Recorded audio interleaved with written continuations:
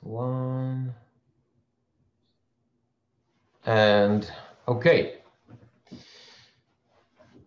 we're going to start. This is a packed shiur.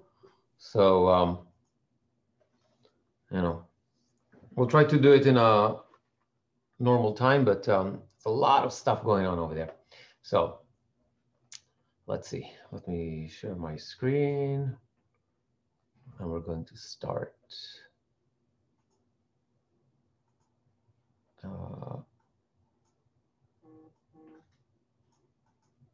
Okay, here we go. Everybody see that?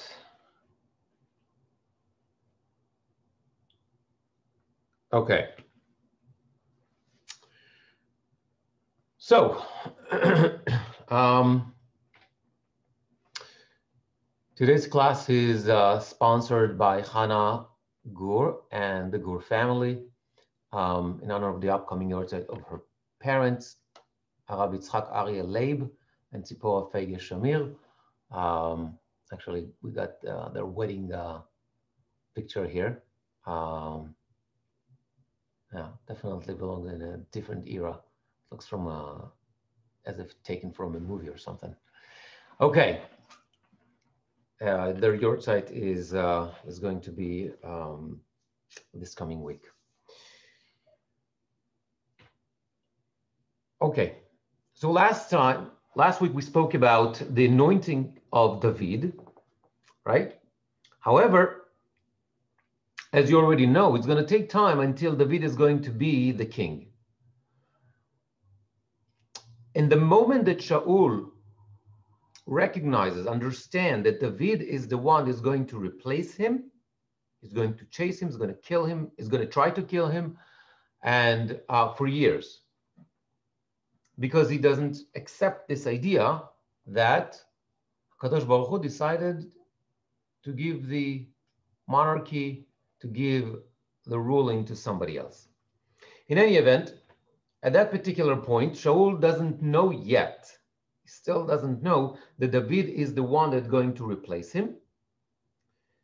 And the book, the text over there in Sefer Shmuel describes to us the events that brought David into the center of things. And that starts again with a war against the Plishtim. Now, we already learned about the victory that the Jews had over the Plishtim that was together with Yonatan. However, we're talking about a couple of years later, and that did not prevent the Plishtim to continue threatening and bothering the Jews. And they go again into the battle against the Plishtim in the fourth time from the beginning of the book. And unlike the first war that Shaul had against the Plishtim, where the Plishtim had a tremendous advantage in terms of their numbers and the strength of their army, now we're talking a different reality. In this war, it seems somewhat balanced. The two armies are somewhat balanced in terms of their strength and numbers, right? Look at the black quote, "Vayasfu Pelishtim." I'm going to read the Hebrew, you have the English.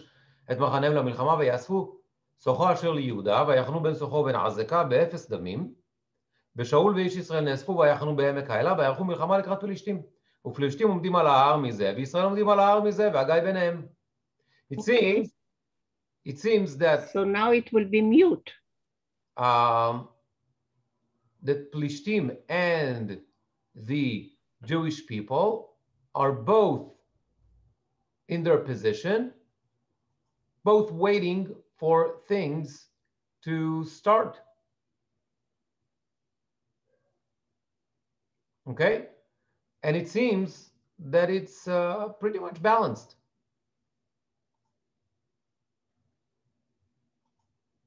Okay, I'm sorry about that.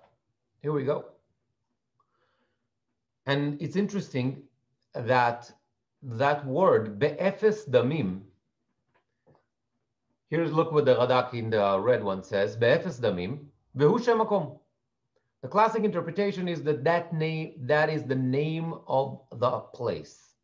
However, I like the second answer, ובדרש, שמשם פסקו דמים לישראל. From that point, there were no more casualties. As we can assume, probably what's going on is when you have two armies ready for battle, then you have already casualties. You have like, one person is doing that and then whatever. It's not that they have a peace treaty. They're getting ready for war. But it seems that at that point, we're talking about there are no casualties, which is important. Why? Because this idea of this equalness, or the fact that both armies have the same numbers or whatever, it seems that this is the basis for the offer of Goliath. And what he comes, and everybody knows the story of Goliath and David, but what he says, I'm looking here at the blue quote, so you can follow in the English if you want. I'm going to read the Hebrew. Goliath shmo migat. Okay, one of the Plishtim, his name was Goliath. And he says, why would he have to go into war? הלא אנוכי הפלישתי, ואתם עבדים לשאול. בואו לכם איש וירד אליי. אם יוכל להילחם איתי, ויקני והיינו לכם לעבדים. ואם אני אוכל לו, והכיתיו, והייתם לנו לעבדים, ועבדתם אותנו. His proposal makes a lot of sense. He said, what do we need all this bloodshed? What do we need to lose thousands of lives? I'm going to represent the Plishtim. You choose whoever you want, and let the two of us fight each other. If I'm going to win, that means we won the battle. If your representative is going to be the winner, that means that you won the battle. Why do we need to have like a whole full-fledged war? Right? Makes sense. Specifically because of the fact that at that point, we still don't have casualties. Why do we need, why thousands of people or hundreds of people need to lose their lives? Let's settle that. 2 people, that's it. And that causes a lot of embarrassment for the Jews. Why? On one hand, it makes a lot of sense, as we mentioned. However, on the other hand, who can fight against Goliath? And here's the description that explains why it was so difficult. I'm here in the green quote. גובהו 6 אמות וזרת, וכובע נחושת על ראשו וסריון קשקשים הוא לבוש, ומשקל הסריון 5,000 שקלים בנחושת, ומצחת נחושת על רגליו, וכידון נחושת בין כתפיו, ועץ חניתו כמנור אורגים, ולהבת חניתו 600 שקלים ברזל, ונושא הצינה הולך לפניו. He's built and he's dressed like a tank. It's impossible to defeat him. He is a giant. Has like this, he's covered with steel and iron. And it's impossible to. And therefore, the outcome is really understandable. What is the outcome? Look here. Vayishma Shaul v'chol Yisrael, and Shaul and the whole Jewish people, they hear at Divrei HaPlishti, what Goliath said, Vayechatu vayir'u me'od, and they're very scared. The proposal makes a lot of sense. However, what can you do? No one can defeat him. And again, just like the first war, again, we see Shaul's being passive. And not only that, he's passive at this point, he's also fear, a lot of fear. And on that, and considering that, we see the difference between Shaul and David. Because David acts out of tremendous faith in God and declares what Shaul should have felt. And this is what I mean, the red quote here. וידעו כל הקהל הזה, and the whole assembly, you should know, כי לא בחרב ובחנית יושיע אדוני. The battle is not going to be decided by the spear or the sword. כי לאדוני המלוכה ונתן אתכם בידינו. For the battle is for God, and he will deliver you into our hands. David has that faith in God. Shaul doesn't. And that's crucial. Now, I don't want to deal with that war and that battle because that's not our topic, but this is an important background to what we are going to discuss. And we're going to discuss David when he is sent to the battle and compare that with another story of another somebody who become a leader that is also sent by his father. And what I'm talking about is David is sent by his father Yishai to check on his brothers, the older brothers who are already in the battlefield. And Yaakov sends Joseph to check on his older brothers who went ahead with the sheep. So let's take a look at that, at those similarities. In both cases, we're talking about a story where the older brothers are absent, right? The brothers of Joseph were sent with a sheep herding, and the older brothers of David are in the battlefield.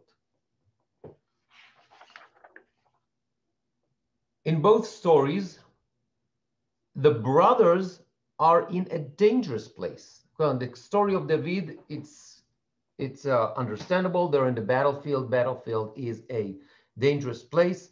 When it comes to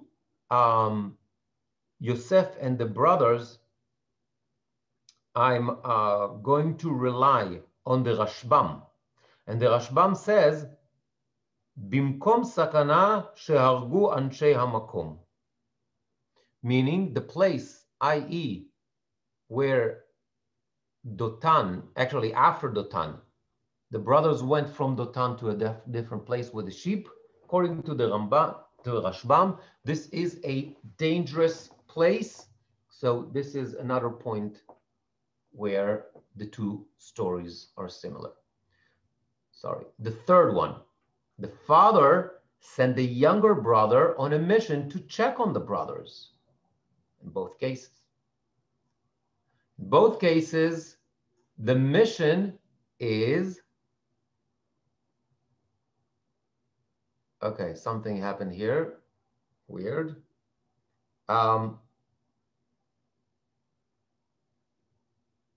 In both cases, the brother is a shepherd. I'm sorry, I need to fix that line here. I don't know what I wrote. Okay, in both cases, the little brother is a shepherd. Okay. In both cases, the brother asks and gather information from strangers. If you remember in the story of Joseph, he goes and he finds this guy and he says, have you seen my brother? And he tells them, yeah, I heard them that they're going to go from Dotan, blah, blah, blah. And what about the story of David? In the story of David, David gathered information while he gets into the camp, and he asks people what's going on. What's all the commotion? What's going on? Okay. Both cases, I'm sorry, here I have another spelling mistake. The brothers act harshly. What happens? In the story of Joseph, we know what's going on. They're going to sell him to slavery. They wanted to kill him. That's a pretty harsh reaction. But also in this case of David, it says, the pasuk says, "Vayichar af Eliav beDavid vayomer lama ze yaradeta ve'al mi natashta me'at hatzon ha'ena bamidbar ve'ani yadati et zedoncha ve'et ro'a levavecha ki leman reot ha'milchama yaradeta." Eliav, his older brother, his oldest brother, says to David, what are you doing? You wanted to see the excitement here, and what you did is because you're stupid, because you're a bad person, and you deserted the sheep. Just because you wanted to see some action, you wanted to see some excitement. Okay, so it's very harsh reaction to that's what he was sent. He was sent by his father to check on them instead of like, wow, appreciate you, blah, blah, blah. Okay. In both cases, the mission ended with the younger brother being close to the king. Remember the story of Joseph? He becomes viceroy of Egypt. And in the story of David, what happens? He gained access to the throne, David, because of that. Because what? Because the reward is to marry Michal, the princess. Okay? In both cases, the younger brother, i.e. both David and Yosef, are wed by the king, Pharaoh and Shaul. And the result is high-rank position. David is the personal assistant of Shaul, and Yosef is the viceroy of Egypt. And both Joseph and David are the only ones in the Bible that are called Navon, wise. And both are also the only two men in the whole Bible that are described as Yefeh Mar'eh, good looking. In both cases, we're talking about the case that they are half-brothers to the brothers. Let me explain. In the case of Joseph, well, they had the same father, but they had a different mother. In the case of David, if you remember, we spoke about that a long time ago in the context of Nitzevet bat Adiel, David's mother. Yishai and the brothers believed up until the point of anointing David that he was not, that Yishai was not the father of David, that Nitzevet was unfaithful to him, and David was a result of relations outside the marriage. Okay? We spoke about that. If somebody doesn't remember that episode, you can ask me later. But that was rectified later on because indeed it was Yishai and Nitzevet that gave birth to David. But for many, many years, up until that point, from the time that Nitzevet was pregnant until the time that David was anointed, the brothers and Yishai believed that David was not their brother or whatever, or son. Okay.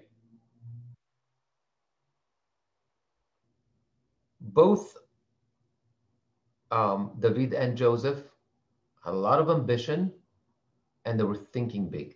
They had big plans. There's an element of taking off the clothes in both cases. In Joseph, okay, it's by force. The brothers take off his pitonet pasim, right?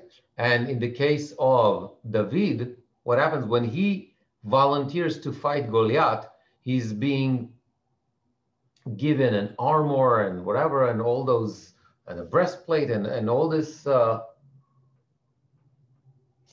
all those stuff, for the battle, and he takes them off. He said, I can't move that way. So it's taking off clothes. And in both cases, the brothers are called Giborei Chayil, right? The brothers of David are called Giborei Chayil. But also, if you remember in the story of Joseph, Paro asked Yosef, do you have any among them of your brothers are Giborei Chayil, so I can use them in my army? And what's interesting is also that both Joseph and David did not appoint any of the brothers to any position of power. So what really does it mean? It seems that here also the text is trying to tell us a message, because the two figures, at least in this particular point, we find all those similarities. We try to look for what's the difference. And it's obvious. Yosef, his task or his mission ended with him being sold to Egypt and a long time being in jail. David's mission ends with the salvation from the Plishtim. There's a major difference.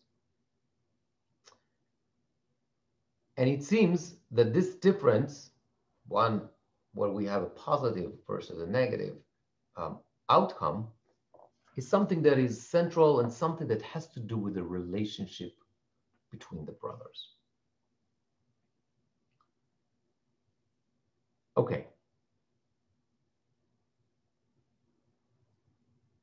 Another point that we have to remember is how the two ended up with, or actually how the two, what do we know about their relationship with the brothers? When it comes to Yosef, he says, "Vayave Yosef et dibatam ra'a el aviem." Yosef was complaining about them. He was talking to his father, and you know, that's what they're not good, they're whatever, right? And because of that, they envy, and because that they hated him. And not only that, when he has the dreams, he tells his brothers about the dreams, and the meaning of those dreams was very, very clear. You're going to bow down to me,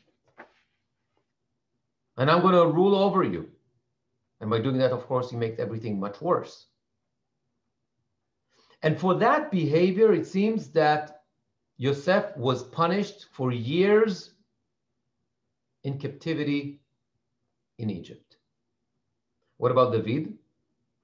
David didn't get into any argument, any problems with his brothers, even though he had plenty reason to. He doesn't criticize them. And even when Eliav says to him, what have you done? And you just want to get some action, and you deserted, and you're stupid for leaving all the sheep and everything.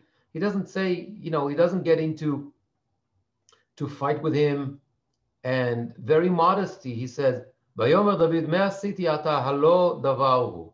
What do you want from me? I'm just doing what I've been told. So he tries to avoid confrontation. Okay.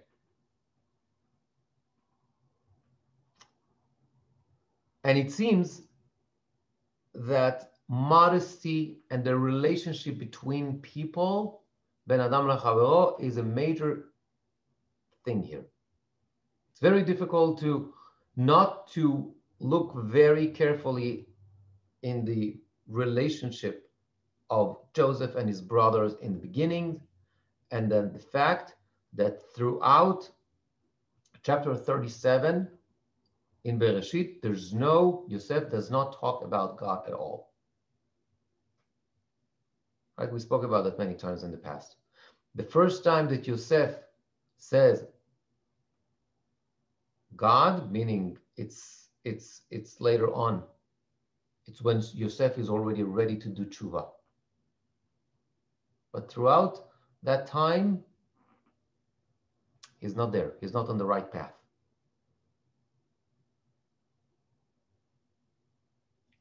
Once he's on the right path for tshuva, then he continues to say everything is from God and whatever. So he's got all that period of time where the problematic relationship with his brothers and all that kind of stuff, that it's also God is not really on his mind so much. By contrast, David expresses his belief in God all the time.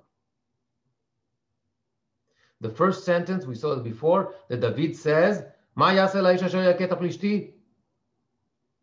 What's going to happen to the person who's going to fight the Plishti, Goliath? כי חרף מערכות אלוהים חיים, because this Goliath had the audacity to curse God. And throughout the war, he expresses his great belief in God. So perhaps we can take it even another step and we say that David is some sort of a tikkun, repair for the mistakes that Yosef made, at least in the beginning. And therefore, the message perhaps is that the leadership of the Jewish people should be based on feelings of modesty, walking in the ways of God, keeping the family together with all the sensitivity that has to do with the preferences for the younger brother. And that brings us to our topic, kind of. Yosef learned that in the hard way. And it seems that David understood that stuff from the very beginning. And this idea of relationship between the brothers, I'm fascinated by, and more so, it's this approach or this perception that, the position or the priority that we give the firstborn, because this is the essence of the tension between Joseph and the brothers. They're older than him, but he is the preferred son. Same goes for, if you remember, Shmuel, when he is about to anoint David, Shmuel goes and he looks into Eliab. He thinks Eliab is going, because Eliab is the first. So I want to take this idea and I want to expand on that.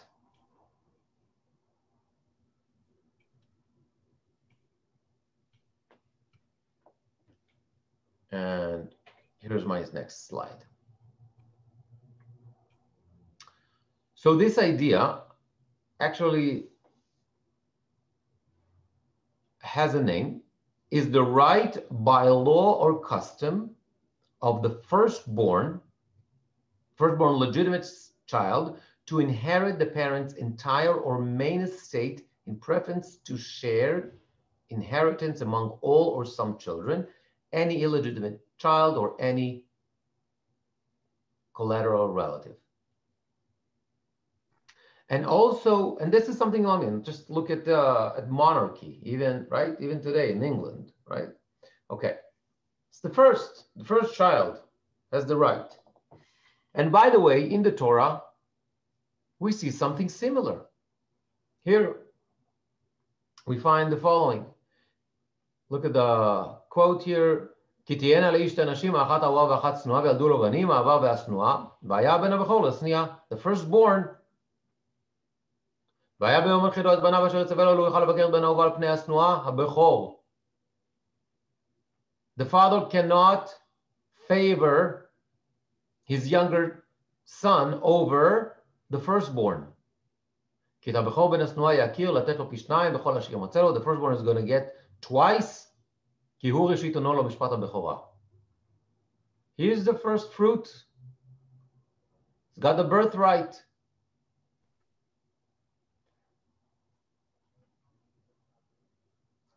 Just like funny stuff that I collected here in the bottom. Okay. And so we see that concept not only in the ancient world, but we see that also in the Torah. Many of the stories in the Bible, especially in the Torah, revolve around the stature of the firstborn. However, and here there's a big however, the Torah sends a very clear message that we actually prefer the younger sibling and not the firstborn. This is something that is central in the Torah, and this is very unusual compared to other cultures in the ancient world. Because in the ancient world, the firstborn, in a very similar the way the Torah here described, had the right. And what I've done here, I put together a little chart that shows this idea that from the very beginning of mankind, it was always the youngest sibling that was preferred and not the firstborn. Okay, Adam and Eve, they had 2 kids, Cain and Abel. Whose offering was accepted? Not Cain. Cain was the oldest, but Abel was accepted. Not only that, after he died, the human race continued to develop and come from Shet, the 3rd son, right? So it's not Cain, the firstborn. Okay, fast forward to Noah. Noah had 3 sons, Shem, Ham, and Yefet. Who is the preferred? Shem. Who is the oldest? Yefet. Fast forward. In the story of Nahor, remember, Terach, the father of Abraham, Nahor, and Haran, he is the one that starts the journey towards Eretz Israel. Perhaps even he is the first one to start acknowledging God, not Abraham, his father, perhaps. But there are 3 sons. Okay, Haran dies in an early age. Nahor is the oldest. Nahor is the firstborn. But who is the one that actually was chosen? It's Abraham. Abraham had 2 sons, Ishmael and Isaac. Who is the firstborn? Ishmael. Who is the one that was chosen? Isaac. Isaac has 2 sons, Esav and Yaakov. Esav is the oldest. The chosen one is Jacob. Not only that, in the ladies section, the same. We have the story of the 2 sisters, Leah and Rachel. Leah was the oldest. Who is the chosen one? Who was the one that was actually loved by Jacob? Rachel. Okay, they give birth. Jacob gave birth to 12 children. The oldest is Reuven. But who is the chosen one? This is going to become the leader. Is Judah. Is the one number 4. That's from the children of Leah. What about in the children of Rachel? Also there. The firstborn was Joseph. But who ultimately was chosen is Benjamin. Benjamin is the one that's going to have the leaders, the future leaders are going to come from Benjamin, not from Yosef, not from Menashe and Ephraim. Okay, in the story of the sons of Joseph, Menashe and Ephraim, you remember the story with, he takes them to get the blessing from Jacob, and Jacob switches hands. He said, and Joseph thinks that Jacob got it wrong. No, he says to him, I know what I'm doing. Ve'ulam achiv hatzair yigdal mimeno vezaro yem elo hagoyim. Ephraim is the chosen one. Ephraim is going to be greater than Menashe, the firstborn. What about the story of Judah? Judah has a Bechor, as a firstborn, Er. Well, guess what? He's not the chosen one. It's going to go actually, not Er, not Onan, not Shelah, but it's going to be Judah's 4th and 5th children that were chosen, right? The twins that he had from Tamar many years later. And even in that case of the twins, Zerach was the firstborn, but who was the chosen one? Is the younger twin, Peretz, from which the Davidic dynasty is going to start. Fast forward to the book of Shmot, where we meet the family of Aaron and Moses and Miriam. Who is the older one? It's Aaron. Who is the chosen brother? Moses. Fast forward to the books of the Nevi'im. Shaul was the youngest of Kish's children, right? I don't know what the name of the oldest son, but Shaul says, "Ve'anochi mikitnei bet avi." I'm the youngest sibling, which brings us to our story. David is the youngest. Eliav was the firstborn, but David is the one that was chosen. And if you remember, in the story of David, his firstborn was Amnon. What happened? At the end of the day, who becomes the king after David? Solomon. Solomon was the youngest. So it's very clear that the Bible is trying to send us a message that unlike the ancient world,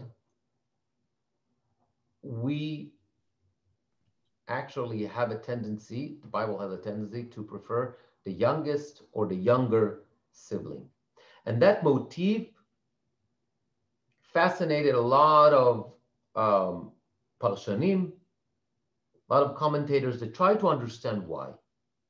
Why does the Bible kind of pushes away the firstborn and deliberately chooses the younger siblings? What is this radical idea supposed to teach us? And for that, we'll have to go into modern psychology.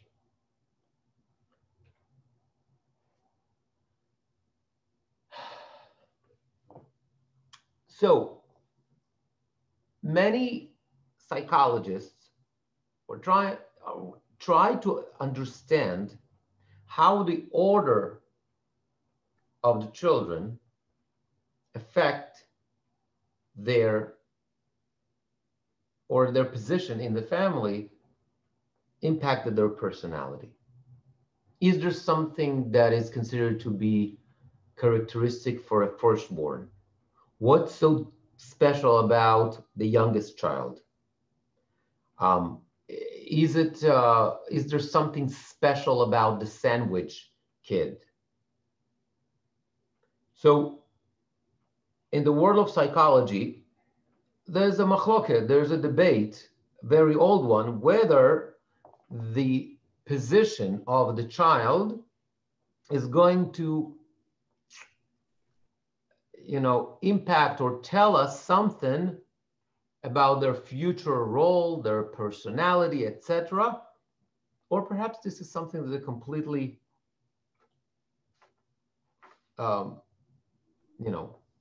arbitrary. Alfred Adler was one of the first psychologists that deal with that question. And, here's some of his descriptions that he wrote about the firstborns, the middleborns, the lastborns, and in case of a only child, etc. And basically he said that the firstborns are going to be more conservative and hungry for power. The middle child he characterized as competitive, and the youngest child he called spoiled and lazy, to kind of summarize a much longer conversation. Research showed us that 21 out of the first 23 astronauts in the US were firstborns. Also, more than half of the US presidents were firstborns. Most senior executives, firstborns. It seems that the firstborns are considered to be more responsible, more disciplined, or they're going to choose much more of a conservative career. They're going to have financial stability. They're more likely to have a financial stability. They're going to have higher education, and eventually the prediction is that they will be paid above average pay.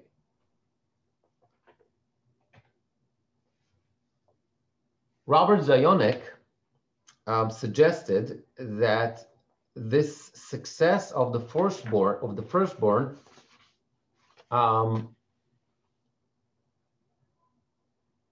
is due to, their success is due to much interaction with adults. Okay, so they spend,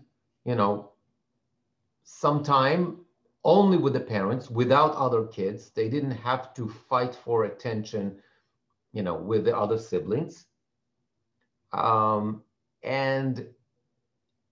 so they had this close and intense personal training by the parents.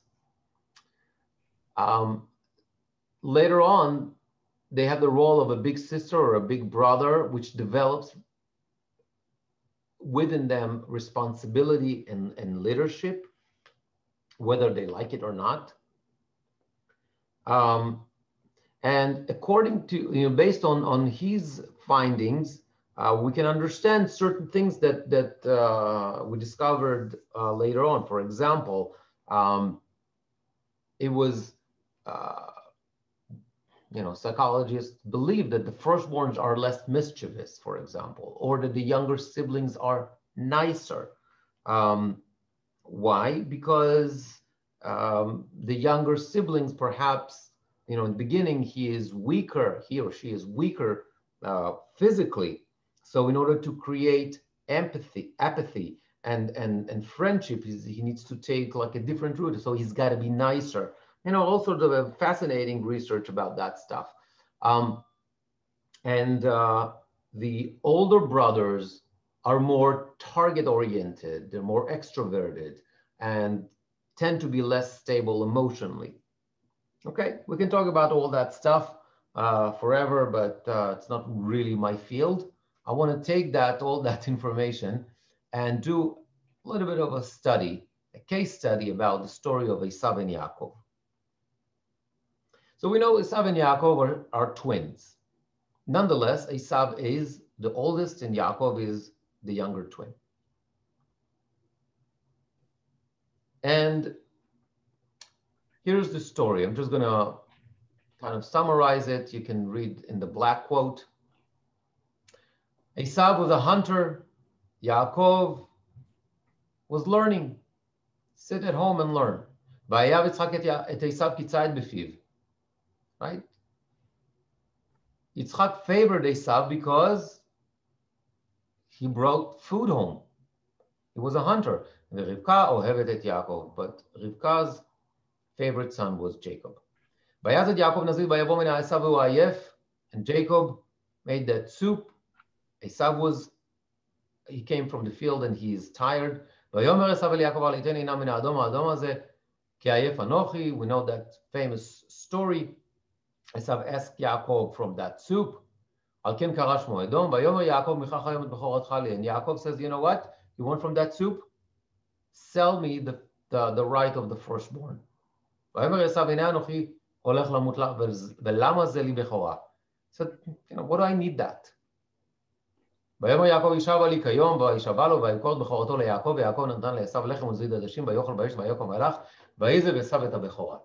indeed, Esav sells the right of the firstborn to Jacob. Very famous story. So they're twins. And even though they grew up together, and even though they get the same education, everybody, like both of them, each one of them has a different lifestyle. Esav becomes a hunter, and Yaakov is Ishtam. And as we said, the relationship of the parents is also not the same. Yitzchak is close with Esav, and Rivka loves Yaakov. And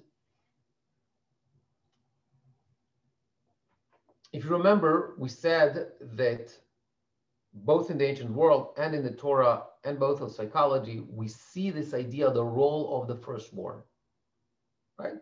Meaning he has this greater responsibility, helping the parents with the younger siblings, or helping with with feeding the family, etc.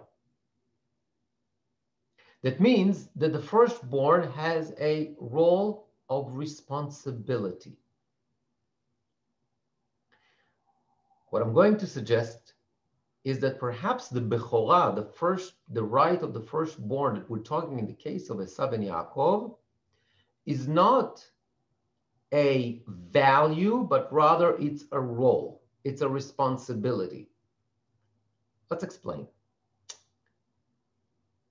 Yitzchak is 60 years old when the twins are born. Our story starts Vayigdelu hane'arim. According to tradition, it's about 20 years later.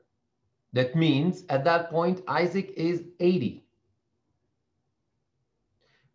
We can assume it's difficult for him to provide for the family at that point. In the ancient world, it was accepted that the oldest child helps. He takes the role of the father and he helps, and he takes the role of the father when the father is no longer able to. And indeed, Esav takes care of providing for the family, right? Because they're used to, right? He is a hunter. Why is he hunting? Food. So he provides. And the Torah says specifically that Yitzchak loves or likes Esav. What? Kitzai b'fi, because he brings food. It's not because Esav was such a fan of meat necessarily, but rather because he brings parnasah. He is able to provide for the family.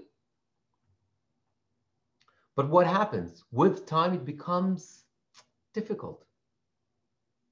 That responsibility makes Esav's life very difficult. And he come back from the field ayef. He's tired, not only physically, but because of the responsibility that lays on his shoulder. In Yaakov, that's what I would like to suggest here, it's not that he's taking advantage of Esav at that point. He's not trying to gain anything from getting the right of the firstborn. He offers Esav to take that burden, to take that responsibility of providing for the family, taking care for the family, to take it away from him. And this is how the Abarbanel, look at the red quote, the Abarbanel says it.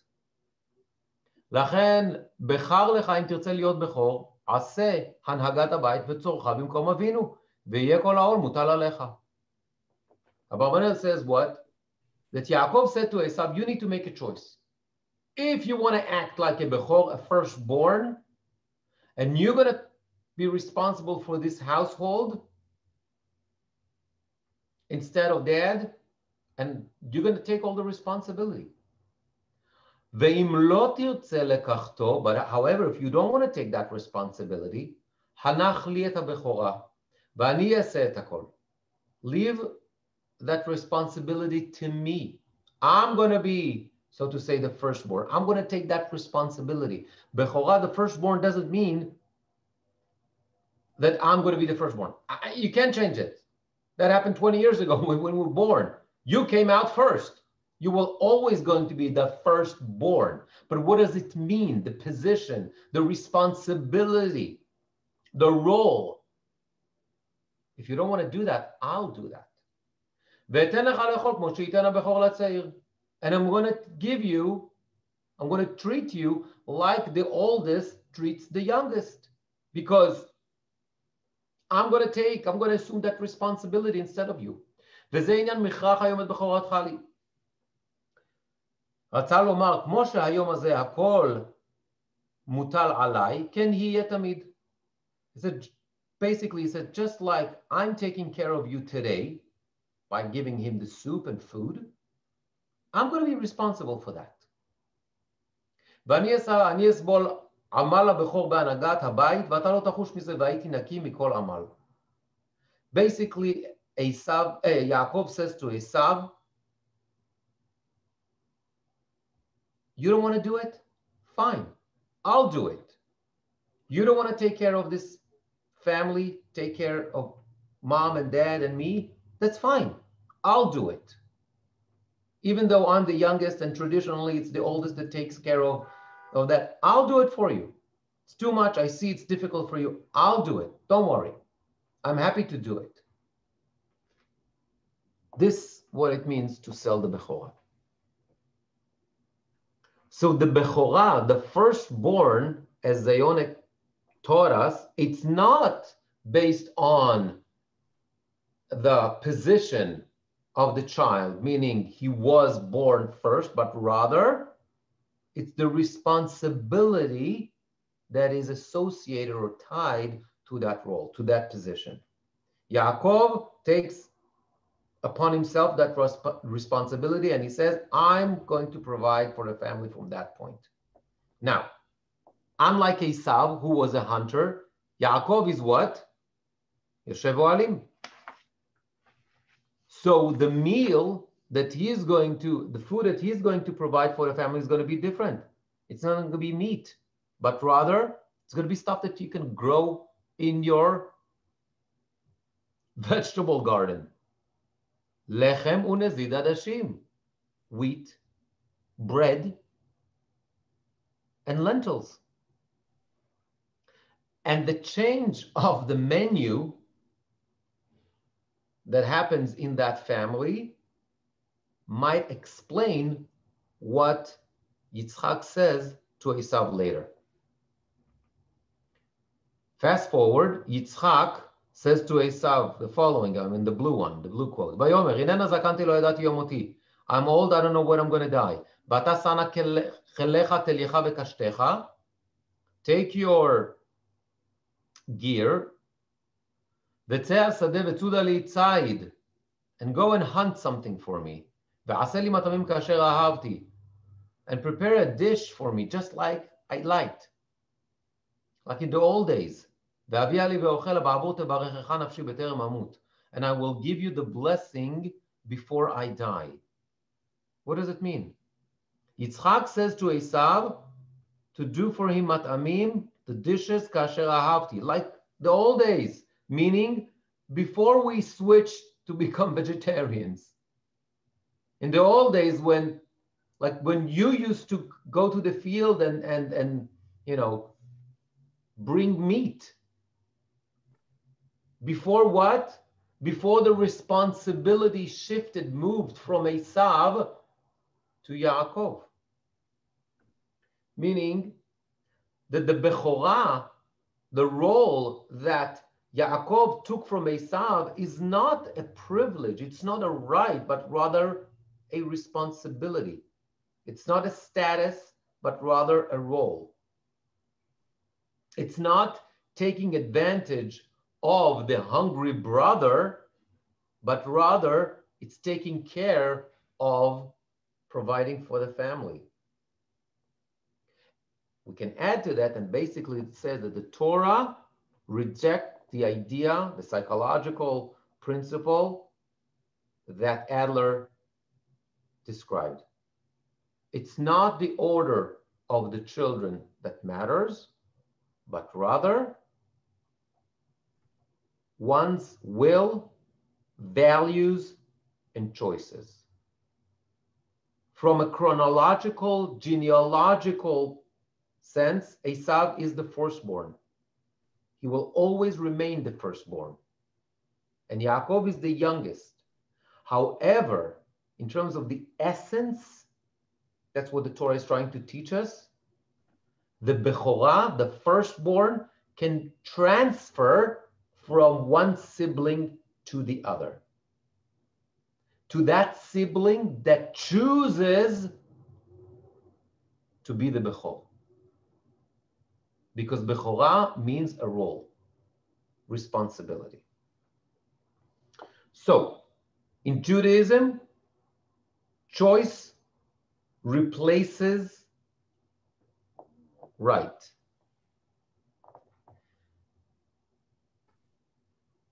Okay. And this is the radical idea of the Torah, and this is why the firstborn was rejected every time, as I showed in the chart earlier. Now, this idea is being validated in the book of Shmot also. If you remember, in the book of Shmot, the firstborns are being rejected, right? I'm in the red quote. ואני הנה לקחתי את הלוויים מתוך בני ישראל תחת כל בכור פטר רחם מבני ישראל והיו לי הלוויים. Who was supposed to serve in the temple? The firstborns. Who eventually assumed that role of serving in the temple? The tribe of Levi. Why? Because they did not participate in the sin. Very simple. The sin of the golden calf, where the whole nation participated, the people of Levi, the tribe of Levi, did not participate in that. In other words, God chose the Leviim, the tribe of Levi, because of their actions, and rejects the firstborns, again, because of their actions. Not a determinist psychology determines the character and the life course of a person, but rather conscious choice and understanding. That's what's going to determine how your life is going to be. Now, Chazal are going to take it another step further. They're going to say the following. All classes in society, all classes that have to do with what family you were born to, what tribe you were born to, all that kind of stuff, no longer important. The firstborn lost their position. They're not going to serve in the temple. Monarchy, no longer relevant. We're talking about the times of Chazal, right? No more monarchy anyway. The kehuna, the kohanim, it's almost nothing. Okay, so they get the first aliyah, whatever. It's at the times after the temple. It's not, they have no role. Okay? And the leadership, the spiritual leadership and the political leadership in the world of Chazal is given to what? To Talmidei Chachamim, to the rabbis. Why? Because this class is not something that you are born into, but rather it's something that you achieve with your own head and with your own hands. It doesn't matter where you come from. What matters is what you do. Your choices. And that's exactly what Rabbi Shimon says. I'm going to read the Hebrew and the blue. You can read the English translation. Rabbi Shimon Omer, Gimel Ktarim הם אלו. The three crowns. כתר תורה וכתר כהונה וכתר מלכות וכתר שם טוב עולה על גביהן. The crown of Torah, the crown of priesthood, the crown of kingship, and the crown of a good name is superior to all of them. כתר כהונה כיצד? אפילו נותן כל כסף וזהב שבעולם הם נותנים לו כתר כהונה. כתר כהונה, to become a Kohen or Levi, doesn't matter how much you're going to pay. You can't buy it. You have to be born as a Kohen. If your father is a Kohen, you're going to be Kohen. If your father was not a Kohen, there's nothing you can do in order to become a Kohen. כתר מלכות, אפילו נותן כל כסף וזהב שבעולם הם נותנים לו. כתר מלכות. When it comes to the monarchy, the throne, kingship, unless you are a descendant of David, you're not going to get it. It doesn't matter how much you're willing to pay. You can't buy it. You have to be born to the right family. אבל כתר תורה אינו כן. However, the crown of Torah is not like that. עמלה של תורה, כל הרוצה ליטול, יבוא וייטול. When it comes to the crown of Torah, it's different. For anyone who wishes to partake in the work of the Torah may come and partake. It's available. Anyone can study. Anyone can become a scholar. Anyone can become a leader. And the Cantor of Torah is the one that replaces, in the word of Chazal, the kingship and the priesthood. And it's given to everybody. And this idea, it continues in the Mishnah that completes Masechet Horayot and says the following in the black quote here. Kohen kodem leLevi, Levi leYisrael, Yisrael leMamzer, uMamzer leNatin, veNatin leGer, veGer leAbed meshuchrar. Right? Originally we have classes. Kohen comes before Levi, Levi before Israel, etc. But Eimatai, when? Under what condition? Bizman shekulam shavin. When they're all equal. However, Aval, אם היה ממזר תלמיד חכם וכהן גדול עם הארץ, ממזר תלמיד חכם קודם לכהן גדול עם הארץ. However, you can be from the lowest class. You can be a mamzer. But if you are a scholar, then you have precedent over even the high priest, the Kohen Gadol himself.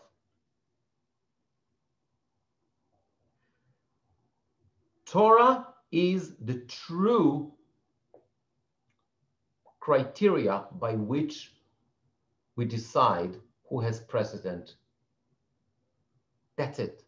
Doesn't matter where you come from. Doesn't matter what family or tribe you were born to. What matters is what you were able to achieve with your own hands. Not only that, Chazal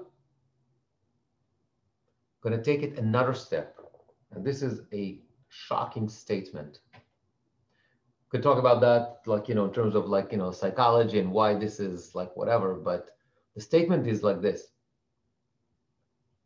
The Bavli in Nedarim says the following: "Umipnei ma en metzuyin talmidei chachamim latzet talmidei chachamim mibneihen." And for what reason it is not common for Torah scholars to give praise to Torah scholars from among their sons? Amar Rav Yosef shelo yomru Torah Yerusha hi lahem. It's almost, Rav Yosef says, this is so that they should not say the Torah is their inheritance. Meaning, it's almost like a statement that if you're a great rabbi, your kids are not going to be one. Of course, this is not accurate. It's not 100%. Of course, we know it generations over generations. But the point is, it's not automatic. The fact that you are a Talmid Chacham, that you have achieved something in your life, that you are a great scholar means absolutely nothing for your kids. And actually, probably, according to that statement, you will probably have to work even harder to achieve that. שלא יאמרו תורה ירושה היא להם. Unlike the modern psychology, which sees the reality in which person is born into, in that sense, we see perhaps we find explanation to the way that person live his life or acts. The Torah is very clear and says choices, will, values, personality, that is what matters. The Torah does not transfer from a father to son. You got to work hard for that. It's not like the right of the firstborn. It's like the right that you acquire by effort. That's the message of the Torah, and it resonates, at least with me, very, very much. I'm going to stop that, share, and next week we're going to talk about less of a known case. We're going to compare the story of Shaul and the story of Avimelech, the son of Gidon, the judge from the book of Judges. And see some similarities over there and see what we can learn from that.